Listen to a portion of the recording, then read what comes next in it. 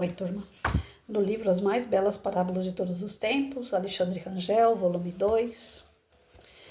A sua verdade. Essas leis não tornam melhores as pessoas, disse Nasruddin ao rei. Elas devem praticar certas coisas de forma a sintonizarem-se com a verdade interior, que se assemelha apenas levemente à verdade aparente. O rei decidiu que poderia fazer que as pessoas observassem a verdade, e o faria. Ele poderia fazê-las praticar a autenticidade. O acesso à cidade era feito por uma ponte sobre a qual o rei ordenara que fosse construir uma forca. Quando os portões foram abertos ao alvorecer do dia seguinte, o capitão da guarda estava postado diante de um pelotão para averiguar todos os que ali entrassem. Um edito foi proclamado. Todos serão interrogados. Aquele que falar a verdade terá seu ingresso permitido. Se mentir, será enforcado. Nasruddin deu um passo à frente. Aonde vai? Estou a caminho da forca, respondeu Nasruddin calmamente. Não acreditamos em você. Muito bem. Se estiver mentindo, enforque-me. Mas se o enforcarmos por mentir, faremos com que aquilo que disse seja verdade. Isso mesmo. Agora sabem o que é a verdade, a sua verdade. Gente do céu, textinho pequeno, mas bem filosófico, né? Ou seja, a verdade ela tá ligada a cada um de nós, cada um tem a nossa verdade. Como que alguém pode falar que eu estou mentindo, se é minha verdade? Como eu posso dizer que a outra pessoa está mentindo, se é a verdade dela? É complicado, é filosófico e faz a gente pensar muito naquelas provas de alunos assim do tipo, já viram quando você fala para o aluno, escreve logo no início da alfabetização. Você fala para o aluno, escreve abacaxi. Lá no ditado. Você pede para o aluno escrever abacaxi no ditado diagnóstico. E ele vem com isso aqui, ó. Desenho mal pra caramba, né? Mas dá para entender que é um abacaxi. O aluno chega com um desenho. Desculpa. Tem como eu falar para ele que isso aqui é uma mentira? Que ele não escreveu abacaxi? Ele escreveu. Aí ele passa pelo processo silábico, né? Aí ele coloca lá abacaxi. Foi escrever abacaxi. Abacaxi.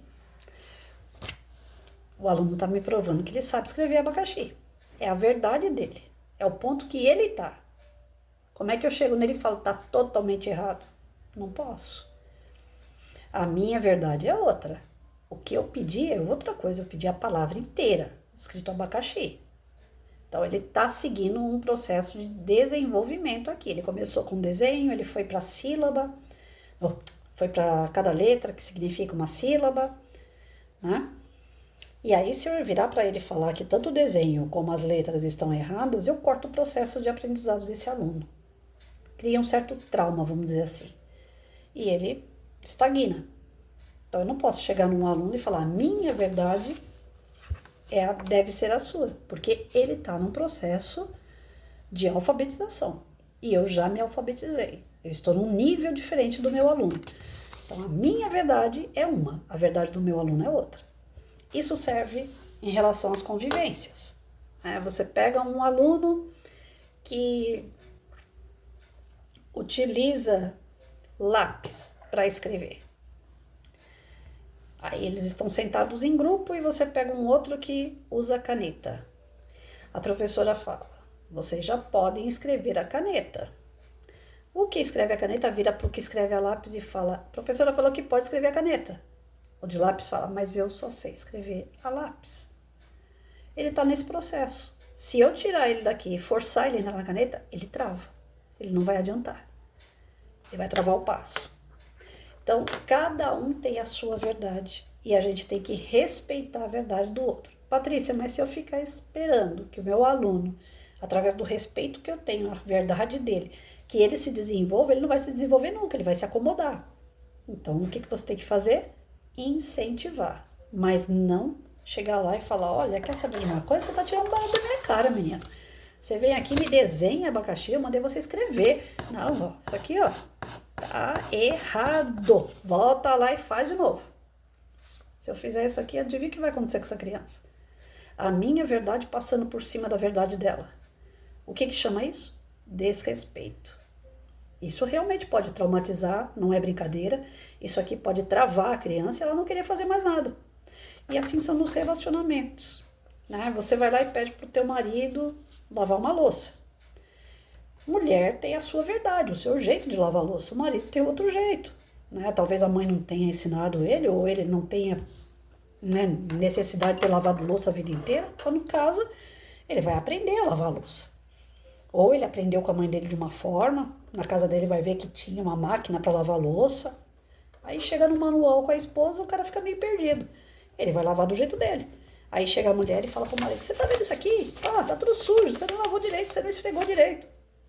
O marido vai falar, caramba, queria fazer uma surpresa, queria deixar a louça limpa para ela e ela vem com esses esporro todo. Não lavo mais. Trava. E a culpa não é da pessoa que não sabe, que não atingiu a verdade do outro. A culpa é que ele está naquele processo. E a pessoa que está no processo acima tem que ter a paciência, tem que ter a tolerância, tem que ter o discernimento, tem que ter o jogo de cintura, para que aquele que está mais atrasado venha para a verdade dessa pessoa.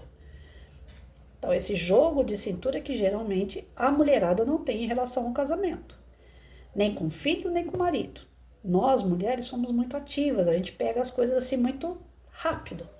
E somos que nem polvo, né? Nós fazemos N coisas ao mesmo tempo. Eu estava vendo o pastor Cláudio Duarte uma vez falar em uma palestra que o homem tem a caixinha do nada. A mulher não tem essa caixinha do nada. Se ela pegar para sentar na frente de uma televisão, assistir uma novela, ao mesmo passo que ela está na novela, ela está no celular, resolvendo banco, resolvendo compra, pagando, vendo onde está o filho, conversando com o marido, esquematizando o final de semana e vendo a novela dela. Então, nós mulheres conseguimos fazer isso. Agora, manda o marido ficar no celular, respondendo alguém, assistindo televisão e fazendo 10 coisas ao mesmo tempo aqui. Não consegue, a maioria não consegue. Porque é dado ao homem isso, a caixinha do nada. Isso o Cláudio Duarte estava falando que é provado por ciência. Imagina então na hora de pesar as verdades. A verdade da mulher com certeza é muito diferente da verdade do homem. O esquema de vida da mulher é muito diferente do homem. Então essas diferenças de verdades, elas só vão ser bem relacionadas quando alguém abre mão da verdade, da sua verdade. Eu falhei muito nesse processo aí, porque eu sempre quis impor a minha verdade, seja para quem for, para filho, marido, para alunos. Eu não fui muito flexível, não. E nessa questão de ser muito endurecida na minha verdade, aí você faz uma escolha entre conviver com pessoas e aceitar cada qual como é, aceitar as verdades alheias, ou então você fica com a sua verdade, mas fica sozinho.